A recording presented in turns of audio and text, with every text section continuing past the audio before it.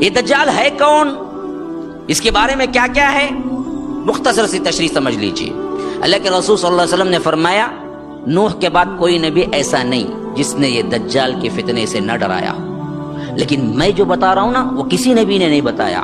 یاد رکھو دجال کانا ہے اور تمہارا رب کانا نہیں ہے، یعنی ایک اس کی آنکھ مچھی ہوئی ہوگی، باوجود اس کے کہنے پہ بارش برسے گی، اس کے کہنے پہ مردے زندہ ہو کے اٹھیں گے، اس کے کہنے پہ زمین کے خزانے ساتھ چلیں گے، لیکن اس کے خدا نہیں ہونے کی دلیل، رب نہیں ہونے کی دلیل اسی کے پیشانی پہ لکھی ہوئی ہوگی۔ وہ نشانی اور وہ دلیل ہوگی اس کی آنکھ کو وہ ٹھیک نہیں کر سکے گا۔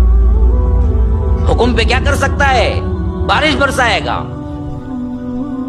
حکم دے گا تو مردے اٹھیں گے، حکم دے گا زمین کے خزانے چلیں گے۔ یہ سب پاور ایک طرف، یہ جادوئی پاور، یہ سحر، یہ کذاب، یہ دجال، لیکن رب کی اطاعت اور رب کے انڈر میں ہے، اپنے آپ کی آنکھ ٹھیک نہیں کر سکے گا، آنکھ اس کی مچھی ہوئی ہوگی، بلکہ کیا ہے، مسح کی ہوئی، اسی سے مسیح۔ دیکھیے ایک مسیح جھوٹا ہے، ایک مسیح سچا ہے۔ جھوٹے مسیح کو قتل کرنے کے لیے سچے مسیح آئے گے، مسیح عیسیٰ ابن مریم، مسیح الدجال، دونوں کا نام مسیح ہے۔ اب مسح یمسح کا مطلب ہے پوچھ دینا، پوچھ دینا۔ تو مسیح الدجال کا نام یوں پڑا کہ اس کی ایک آنکھ کچی ہوئی ہوگی، یعنی یوں کہ آنکھ دکھے گی ہی نہیں۔ آج کیا ہے، بہت سی تصویریں یوٹیوب وغیرہ میں ڈال دی ہیں کہ دجال ایسے ہوگا، نعوذ باللہ، ہم تصور نہیں کر، جتنی بات آئی ہے اتنی ہی کہہ سکتے ہیں کہ اس کی ایک آنکھ کچی ہوئی ہوگی۔ ہاں، اب اس کے کنڈیشن کیسے ہوگا وہ جب آئے گا تبھی معلوم ہوگا۔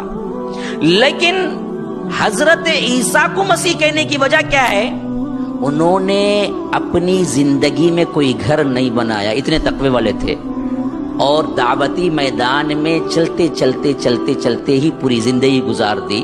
تو چلنے والا مسح کرنے والے کے معنی میں آتا ہے کہ زمین ان کے لیے کیا ہے، پاؤں کے نیچے آتی گئی، اور انہوں نے اپنا ایک ٹھکانہ بنا کے کبھی زندگی گزاری ہی نہیں، اس وجہ سے ان کو کیا، مسح الارض کا معنی ہے چلنے والا۔ تو اس حیثیت سے وہ مسیح ہے، وہ سچے مسیح ہے۔ یہ جھوٹا مسیح ہے جو کہ کیا ہے، اس کے بالکل درمیان دو آنکھوں کے کافر لکھا ہوا ہوگا، اور وہ کافر لکھا ہوا ہوگا تو پڑھنے والا جو ہوگا نا وہ صرف مومن پڑھ سکے گا، خواہ ان پڑھ ہو خواہ جاہل ہو، خواہ پڑھ سکتا ہو یا نہ پڑھ سکتا ہو، لیکن اسے نظر آئے گا اس کے پیشانی پہ کافر لکھا ہوا ہوگا۔ جو ایمان سے خالی ہوگا، خواہ وہ ایجوکیٹڈ ڈاکٹر انجینئر ہو، تبھی بھی نہیں پڑھ سکے گا، اس کی جال میں آئے گا۔ ایک بات۔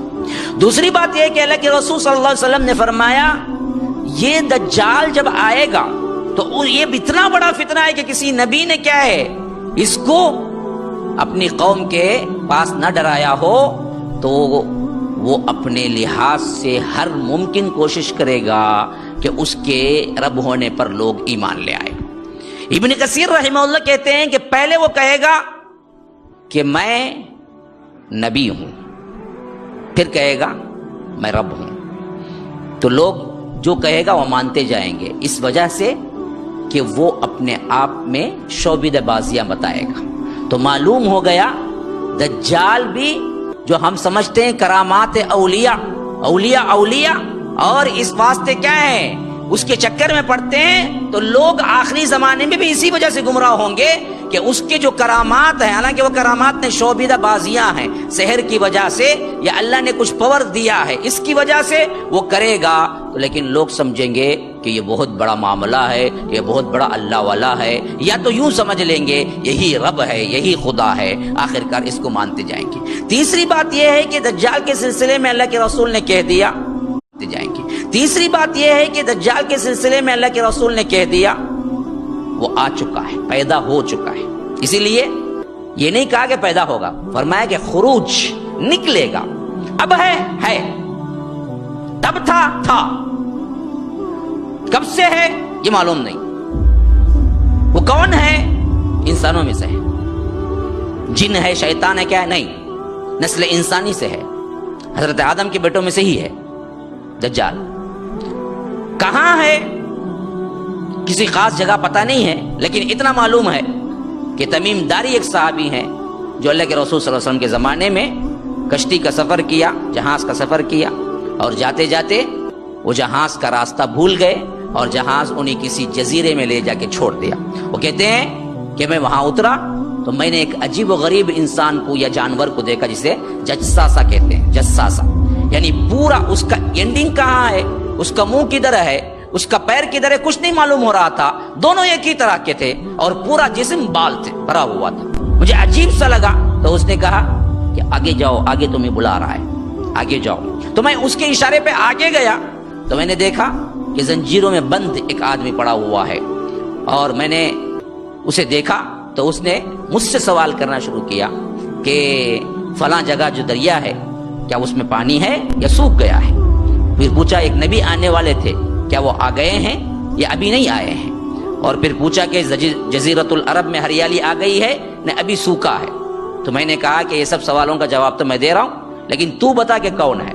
کہا کہ میں دجال ہوں, میرے نکلنے کا وقت وہ ہوگا جب جزیرۃ العرب میں ہریالی آ جائے گی اور فلاں کنویں کا پانی سوکھ جائے گا, اور وہ نبی جو آنے والا ہے وہ نبی آ جائے گا تو پھر میں آؤں گا.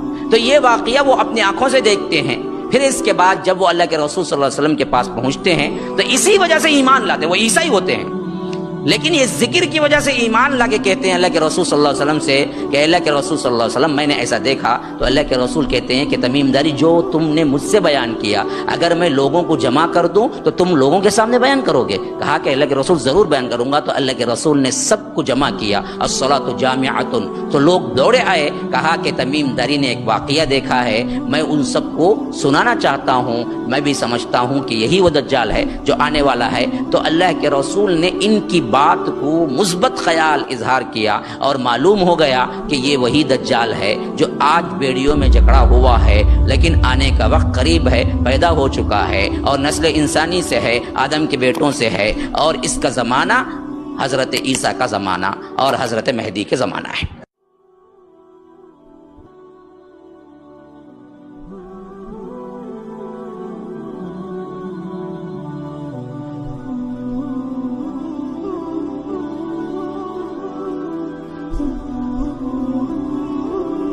یہ تاریخ وہ ہے جو پہلے تھی.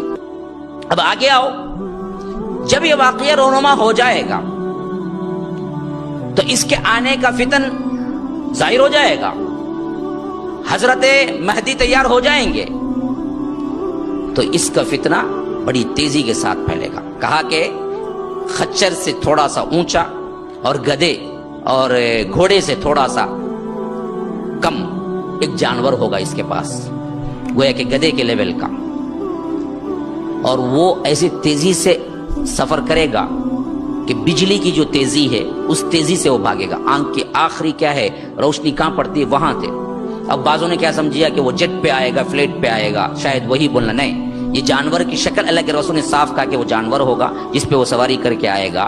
تو اللہ کے رسول نے کہا کہ وہ ایسی سواری لے کے آئے گا جو اس تیزی سے بھاگے گی کہ وہ جہاں اپنی آنکھ کی اینڈنگ اس کی پہنچتی ہے وہیں پر وہ پیر رکھے گا, اور اس کا ایک پہلا دن 1 سال کے برابر ہوگا.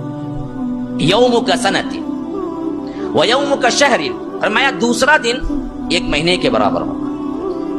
وہ یوم کا جمعۃ, پھر اس کے بعد تیسرا دن 1 جمعے کے برابر, 1 ہفتے کے برابر ہوگا. پھر فرمایا کہ وسائر ایامہ کا ایام الناس, پھر اس کے بعد کے جو 37 ڈیز ہوں گے وہ پورے ویسے ہی ہوں گے جیسے تمہارے اپنے دن ہوتے ہیں. تو اس حیثیت سے علماء نے کہا ہے کہ وہ دراصل 1 سال 2 مہینے 15 دن رہے گا دنیا کے اندر. تو اس حیثیت سے علماء نے کہا ہے کہ وہ دراصل 1 سال 2 مہینے 15 دن رہے گا دنیا کے اندر. آپ کیلکولیٹ کیجئے, یوم کا سنت و یوم کا شہر و یوم کا جمعۃ و سائر ایامہ کا ایام الناس, کہ ان سب کو ملا لیجئے, 1 سال 1 مہینہ 1 ہفتہ اور پھر 37 ڈیز ملا لیجئے, پورے ملا کے 1 سال 2 مہینے 15 دن لگتے ہیں. 1 سال 2 مہینے 15 دن رہے گا اس دنیا میں, اور وہ ہر جگہ چکر لگائے گا سوائے مدینہ اور مکے کے، وہاں پر فرشتے کھڑے ہوں گے تلواروں کے ساتھ، تو وہ کہے گا کہ میں یہاں داخل نہیں ہو سکتا، میں یہاں داخل نہیں ہو سکتا۔ بقیہ ہر جگہ کا چکر لگائے گا، ہر جگہ گمراہ کرے گا، ہر جگہ اس کے ماننے والے ملیں گے۔ اور اللہ کے رسول صلی اللہ علیہ وسلم نے فرمایا کہ اس کے ایک ہاتھ میں جنت ہوگی، ایک ہاتھ میں جہنم ہوگی۔ جو اس کو مانے گا وہ دراصل جنت میں بھیجے گا، جو اس کو نہ مانے گا اس کا سر قلم کر کے جہنم میں ڈال دے گا۔ اور یاد رکھو لوگو، جو اس کی جہنم ہوگی اصل میں وہ جنت ہے، جو اس کی جنت ہوگی اصل میں وہ جہنم ہے۔ تو یاد رکھو، اس کو نہ ماننا، اس کے فتنے میں نہ آنا، اس کو خدا نہ مان لینا، اور اس کی مخالفت کر کے تمہیں جہنم ہے تو بھی قبول کر لینا، وہ اصل میں جنت ہے۔ اسی طرح اللہ کے رسول صلی اللہ علیہ وسلم جب کہا کہ اس کا ایک دن 1 سال کے برابر ہوگا، تو صحابہ نے اس فتنے کو جو اتنا بڑا ہے، اس واسطے کہ کیا، کیسے، کدھر، یہ پوچھنے کے بجائے انہیں اپنے ایمان کی فکر ہوئی۔ اللہ اکبر، سبحان اللہ، کس طرح انہوں نے ہمیں مسائل بتا دیے۔ تو صحابہ نے پوچھا، اے اللہ کے رسول، کیا وہ 1 سال جو 1 دن کے برابر ہوگا اس میں 5 ہی نماز ہم پڑھیں گے؟ نہیں، 1 سال کی نمازیں پڑھیں گے۔ سبحان اللہ، یاد آیا تو بھی کیا یاد آیا؟ دیکھو نہیں، دین کا کتنا لحاظ ہے، دیکھیے۔ انہوں نے کہا 1 دن ہی تو ہے وہ، کیا اس میں ہم 5 نمازیں پڑھیں گے یا ہم سال بھر کی نمازیں پڑھیں گے؟ اللہ کے رسول صلی اللہ علیہ وسلم نے کہا، نہیں نہیں، تم اس وقت مقدر کر لو گے، اندازہ لگا لو گے کب کب کون سی نماز پڑھنی ہے، تم سال بھر کی پڑھو گے۔ یہ ایک مسئلے نے دنیا کے وہ ممالک جہاں پر سورج غروب ہی نہیں ہوتا، ناروے اور اس طرف قطب کے اوپر جو ہیں جہاں پر 9 مہینے 12 مہینے رات بھی سورج دن بھی سورج ہوتا ہے، رات کے 12 گھنٹے کا سورج آپ ڈالیے نیٹ میں، رات کے 12 گھنٹے لیکن سورج چمکتا ہوا ہوگا۔ ایسے بہت سے علاقے ہیں جہاں پر انسان آج رہ رہے ہیں، ان سب کے مسئلے حل کر دیا کہ وہاں نماز کیسے پڑھیں گے، وہاں ٹائمنگ سے پڑھیں گے، اندازہ کر کے۔ وہاں سورج کا مسئلہ نہیں ہے نمازوں کے لیے۔ کیوں؟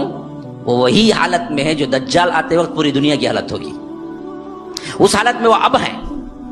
تو اس واسطے وہ بھی اندازہ لگا کہ آج وہاں کے ممالک پڑھ رہے ہیں، اور فقہا کو یہ دلیل اسی سے ملی کہ وہ لوگ اندازہ کر لیں گے۔ اللہ کے رسول نے کہا وہ لوگ اندازہ کر لیں گے۔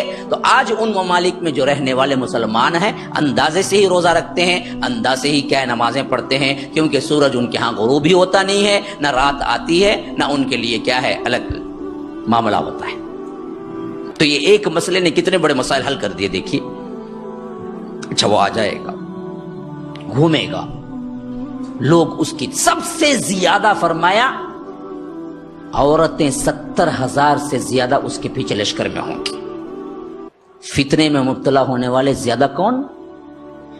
عورتیں۔ تو اس لیے فرمایا کہ دجال کو ماننے والوں میں سب سے زیادہ تعداد 70,000 سے زیادہ عورتوں کی ہوگی، اور سب یہودی اکٹھے ہو جائیں گے۔ اور آج بھی انتظار کیا جا رہا ہے، اور مسیح الدجال کے لیے سیٹ تیار ہو رہی، باقاعدہ طور پر اس کی آمد کا انتظار ہو رہا ہے۔ تو جتنے یہودی ہوں گے وہ سب اس کے ساتھ ہو جائیں گے۔ اب اس کے بعد جب وہ لشکر لے گا اور ساتھ میں کیا ہے فساد فی الارض بھی کرے گا، اور اللہ اسے قوت بھی دے گا۔ اللہ کے رسول نے کہا کہ وہ کہے گا کہ آسمان کو کہ بارش برسا تو بارش ہوگی، زمین کو حکم دے گا کہ غلے ہوگا تو غلے ہوگے گی، اندر کے خزانوں کو حکم دے گا کہ میرے ساتھ چلو تو زمین کے خزانے، سونا، زر، جواہرات سب اس کے پیچھے پیچھے چلیں گے۔ اور کہیں جگہ کسی جگہ جائے گا جہاں قحط ہی قحط ہوگا، لوگ بھوکے مر رہے ہوں گے، کہے گا کہ ابھی تمہاری بستی کو میں لہلاتے کھیتوں میں تبدیل کر دوں تو تم رب مان لو گے؟ تو بستی والے کہیں گے بالکل۔ تو وہ کہے گا بستی کی زمین کو کہ تمہارے اندر زرخیزی ہو اور وہ اپنے اپنے درخت اگائیں، تو فوری طور پر لہلاتے کھیت بن جائیں گے، اور بستی والے سب کے سب اس پر ایمان لے آئیں گے، سب کے سب اس پر ایمان لے آئیں گے۔ کئیوں کو کیا کرے گا؟ کہے گا کہ تمہیں قتل کر کے میں زندہ واپس پھر بلاؤں تو تم مان لو گے، تو ایسے ہی قتل کرے گا، پھر بلائے گا تو وہ اٹھ کے آئے گا تو لوگ وہ دیکھ کر مان لیں گے۔ کئی جگہ جائے گا تو بولے گا تمہارے ماں باپ جو مر چکے ہیں، کیا میں ان کو قبروں سے اٹھا کے تمہارے سامنے کھڑا کر دوں تو کیا تم مجھے رب مان لو گے؟ تو لوگ کہیں گے ضرور۔ تو وہ پکارے گا تمہارے باپ کے، تمہارے دادا کے نام کیا تھے، وہ پکارے گا تو وہ قبروں سے مٹی جھاڑتے ہوئے اٹھ کے کھڑے ہوں گے، تو لوگ کہیں گے کہ یہ تو کیا ہے، رب ہی کر سکتا ہے، تو ہی میرا رب ہے۔ حالانکہ اللہ کے رسول نے کہا کہ وہ شیطان ہوں گے جو ان کی شکل میں بھیج بھیس بدل کے اس کے سامنے آئیں گے، دادا کی شکل میں، باپ کی شکل میں. یہ شیطانیت ہوگی. لوگ اسے کیا سمجھ لیں گے؟ یہ اس کا حکم سمجھ لیں گے. اصل باپ تو اٹھ کے نہیں آئے گا، لیکن ایمان والے ضرور اسے پہچان لیں گے، اور ایمان والوں کا پختہ ایمان اور پختہ تر ہو جائے گا اس کو دیکھ کر. تو اللہ کے رسول صلی اللہ علیہ وسلم آخری اس کا حربہ یہ ہوگا، آخری جو کرے گا وہ یہ کہ ایک شخص جا رہا ہوگا جسے وہ بلا کے کہے گا کہ کیا تو مجھے رب مانتا ہے؟ کہے گا کہ اچھی طرح میں مانتا ہوں، تو وہی ہے جس کے بارے میں اللہ کے رسول نے کہا کہ مسیح الدجال تو کافر ہے. تو وہ کہے گا کہ اچھا تو مجھے نہیں مانتا، میں تجھے قتل کر کے پھر دوبارہ بلاؤں گا، تو کیا تو مان لے گا؟ کہے گا تو کچھ بھی کر لے، میں تجھے کچھ سے ماننے والا نہیں، تو دجال ہے. دجال کا مطلب ہے دھوکا. دھوکا جو چیز ہے اس چیز کو چھپا کے کوئی دوسری چیز پیش کرنا. ہاں یہ دجال کا مطلب. کہے گا وہ بندہ کہ مجھے اچھی طرح معلوم ہے تو دجال ہے، تو کہے گا اطراف کے لوگوں سے دیکھو میں اس کے ساتھ کیا کرتا ہوں. پھر اس کے بعد وہ کیا کرے گا؟ اپنے تلوار سے مارے گا تو سر ایک طرف اور دھڑ ایک طرف جا کے پڑے گا. پھر بلائے گا اٹھ کے آؤ، تو سر ادھر سے آئے گا، دھڑ ادھر سے آئے گا، دونوں ملیں گے اور وہ شخص آئے گا.